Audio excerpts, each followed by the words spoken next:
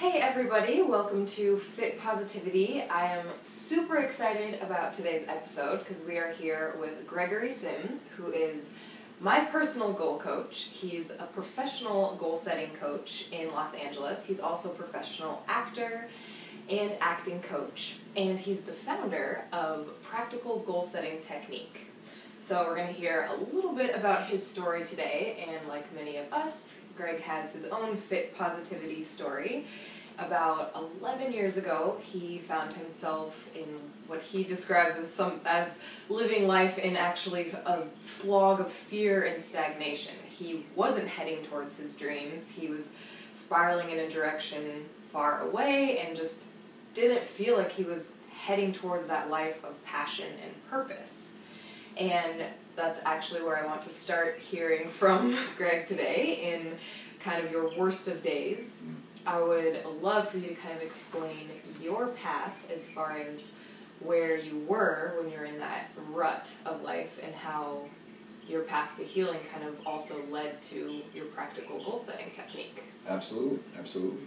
Well, as you said, about 11 years ago, I hit a bottom with addiction to alcohol and drugs, and really my life was riddled with all sorts of addictive, compulsive behavior. And I got sober.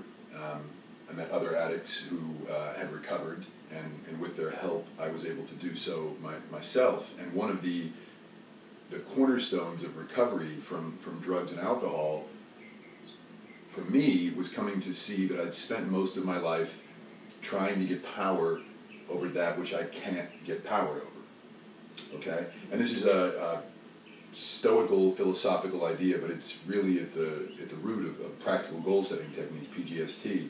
And so trying to get power over that which we don't have power over, to a great extent, for me, that means power over my emotions and power over my thoughts. From a very early age, I was obsessed with bringing order to my thoughts and feeling a certain way. Psychological mastery, and learn to modify my behavior no matter what I felt.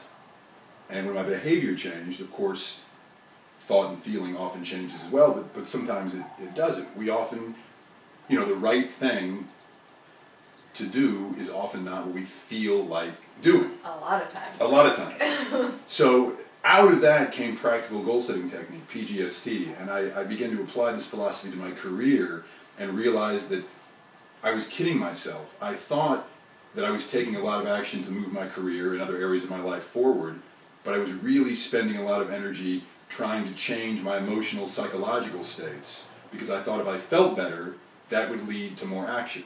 So when I would come up with some kind of game plan, and I hadn't developed the skills yet, which is also a big part of PGST, how to break down goals into simple, doable, bite-sized actions. But even when I would do that, it would come time to do what I set out to do, and I would have ambiguous feelings about it, and back off from it and think, well, let me do X, Y, or Z first, and that'll put me in a better state, and then I'll come back.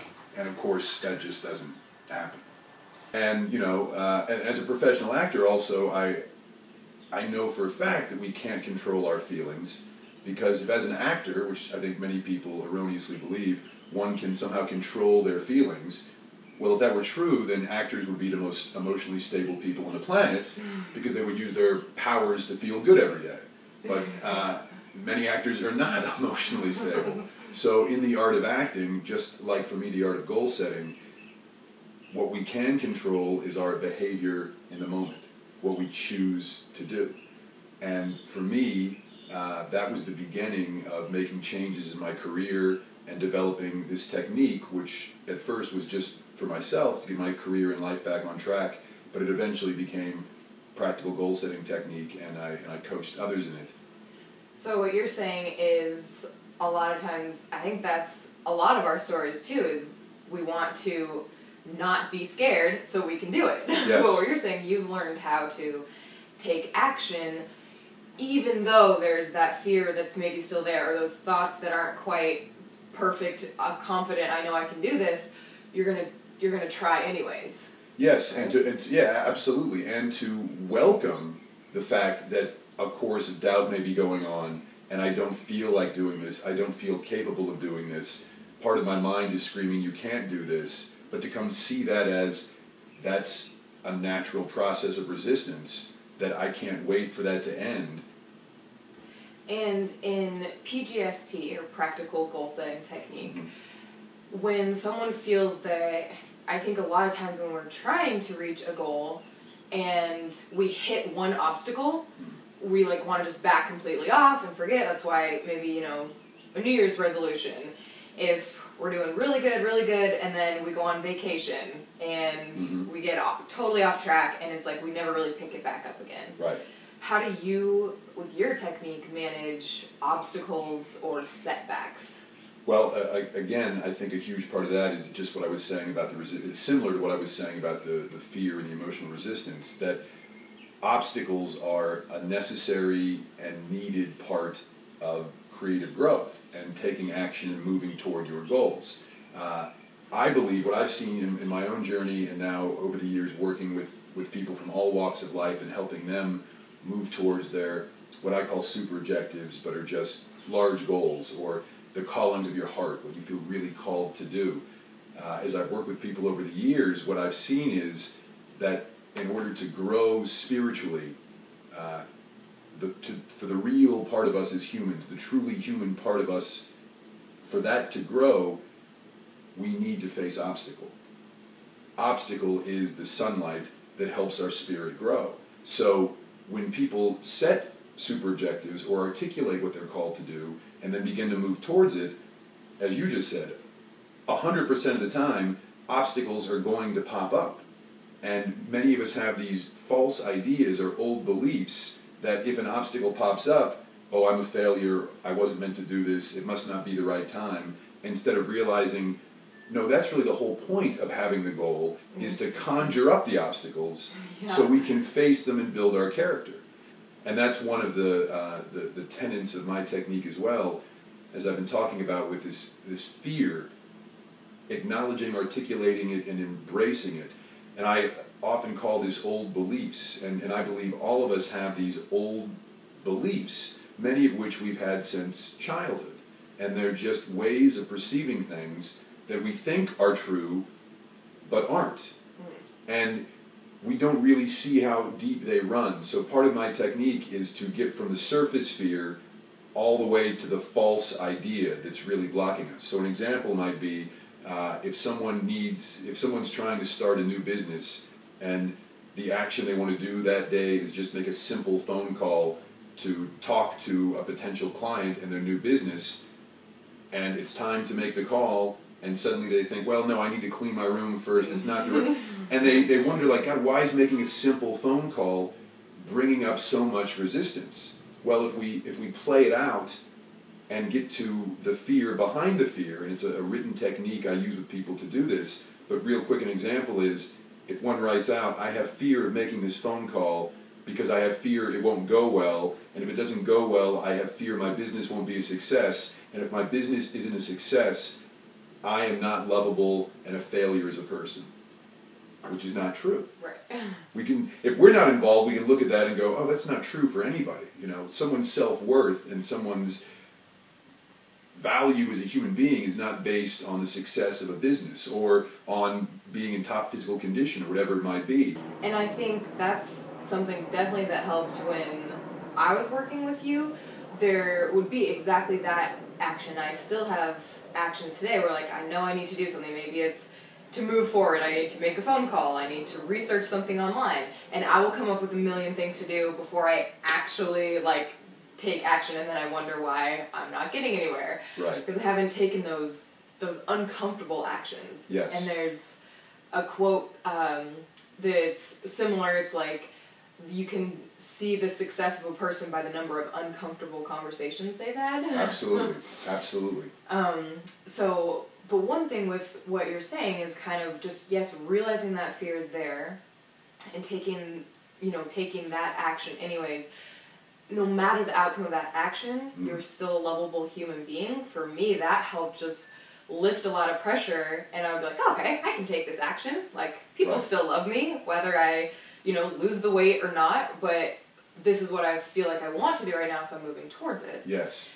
And then the other thing that how you describe your technique as a fail-proof system, I think has a lot to do with how it's kind of laid out. So I want to talk to you a little bit about that as far as the 20 minutes a day. Yes. So say someone who has health and fitness goals, say maybe one of their super objectives is to either lose 15 pounds, become more active with their family. I would love for you to kind of walk us through what maybe a little mini assignment would be for them to do, maybe about a week long. Sure. So this, everyone, will be your Fit Positivity homework for the week. So get out your journals, and we're going to hear from Greg maybe what would look like to start out with one of your super objectives or goals in the health and fitness. Fantastic. Realm. So, the first step, I think, is articulating clearly and specifically what the super objective is. So, for example, to go off what you said, a super objective might be to develop a highly effective and delightful system to lose 20 pounds in a healthy way by June 13th, 2013. Okay? The date is helpful, and using words that turn us on and empower us and make it specific. So if that's the super objective, then we want to break it down into doable, simple, bite-sized actions. And that's the spine of my technique, really, is what you just mentioned. Each day I ask the client to commit to do something for at least 20 minutes, and only at least 20 minutes. We can do it longer, but all we have to do is at least 20 minutes. And as you said, it's no fail.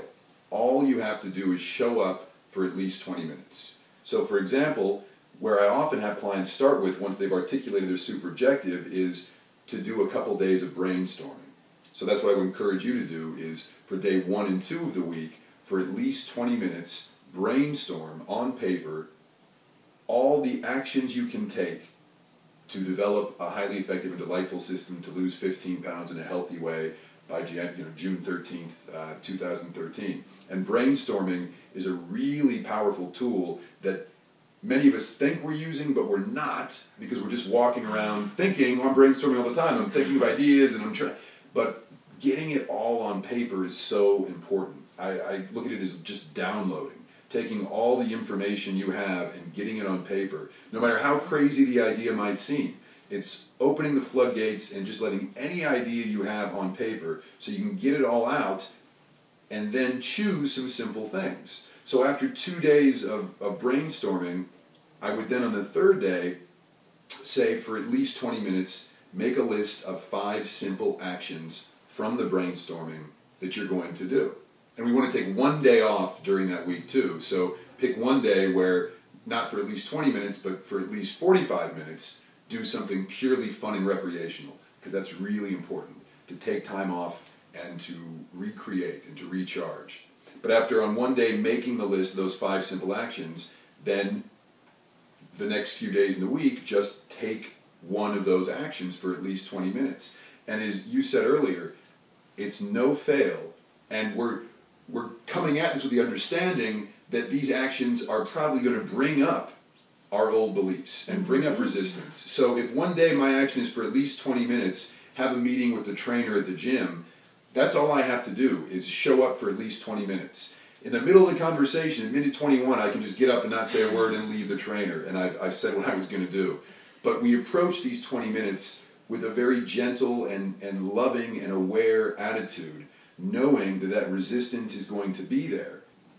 I like how you said as well, when we're taking actions and whether or not our super objectives have, it's even when those smaller actions along the way that we're taking, sometimes those don't even turn out the way that we hope. Like, yes. Okay, I'm going to, make this phone call, but then you do make the phone call and that client ended up not wanting you. So it's a matter to just keep taking action. Yes. And also, one thing that really helped me is at the end of the day, kind of after taking action, kind of taking that, sometimes you call it inventory, but also answering those 2 questions that help me say whether or not that action of my day went the way I wanted it or not. It's a way for me to stay positive anyway. Yes, that's a thing I ask clients to do at the end of every night, is answer 2 questions at the end of the night. One is, what is one positive thing I learned from the action I took today? One positive thing, and make sure it's positive. And as you said, even if it went completely backwards and the client didn't show up, or the fitness instructor wasn't there, or your new workout machine broke down, there's always something positive we learned. I learned never to order from this company again. I learned to go to a different gym, whatever it might be. The other question is to ask yourself, what are 3 positive results I'm getting from the action I'm taking in general? So any of the actions you're taking that week, you can just write 3 simple things, 3 simple positive results that you're getting. And as you said, this acts as a way to bookend the day, to reflect positively on what we did and put the day to bed. Because many of us have the habit of beating ourselves up and lacerating ourselves, and you should have done this better, you're an idiot, and beating ourselves up, thinking that's an effective motivational tool, when it's actually not. Yeah. You know, we need to be gentle with ourselves, and it's often a foreign concept, so we want to gently practice that. And to reiterate another thing you mentioned, absolutely, actions don't work out most of the time.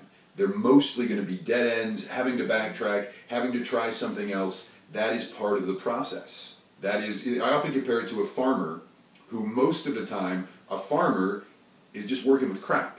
If you look at him out in the field, he's literally working with fertilizer, and it doesn't smell good, it doesn't look good, but eventually it leads to harvest day. But most of the time, it doesn't seem like a magical growth is taking place, but it actually is. That's a really great way to put it. Well, I just want to thank you very much. This man is full of information. I could definitely help and talk to him like all day.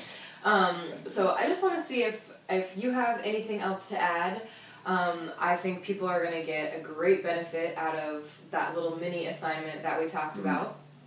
And yeah, just thank you very much again for being here. Absolutely. And you know, if what I've said speaks to you, feel free to contact me. My information is going to come up here in a second, but my website is practicalgoalsettingtechnique.com, and anyone who's interested in this work, I always do a free, totally free, hour-long intro session so you can experience the technique one-on-one. If you live in Los Angeles, we can meet up, and if not, we can do the session on the phone. So feel free to contact me, and thank you for having me. Yeah, thank you. Awesome. Well, this was your goal-setting episode for Fit Positivity. I look so forward to seeing some of your mini assignments for your goal setting and seeing what you have to work on in the comments below. See you next time.